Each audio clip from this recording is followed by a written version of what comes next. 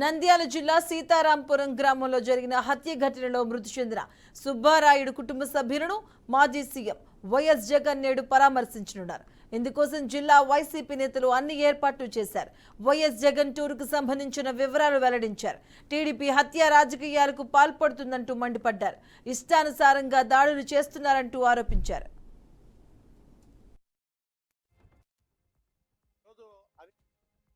కోసం మనం చూస్తే చంద్రబాబు నాయుడు గారు కానీ కూటమి పవన్ కళ్యాణ్ కానీ బీజేపీ వాళ్ళు ఒక మేనిఫెస్టో ఇచ్చారు.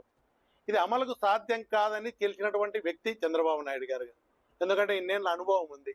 సాధ్యం కాదు, ఈ ఆర్థికంగా ఇది అమలు చేయాలంటే ఈ రాష్ట్ర బడ్జెటే కాదు, ఇంకా కేంద్ర బడ్జెట్ ఇచ్చినా కూడా సరిపోయిన పరిస్థితులలో ప్రజలను మభ్యపెట్టైనా సరే అధికారం కావాలని అధికారం ఇచ్చినారు.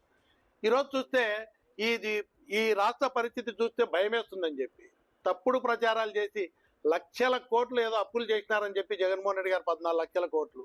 కానీ అక్కడ చూస్తే అలాంటి అంత అప్పులే లేవు.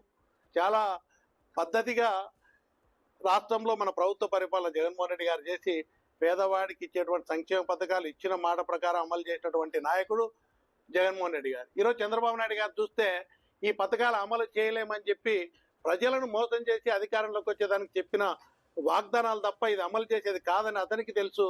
వాళ్ళని ప్రజలను మళ్ళా ఇవ్వలేమని చెప్పేదానికి ఈ రాష్ట్ర పరిస్థితి చూస్తే భయం వేస్తుందని చెప్తా ఉన్నారు.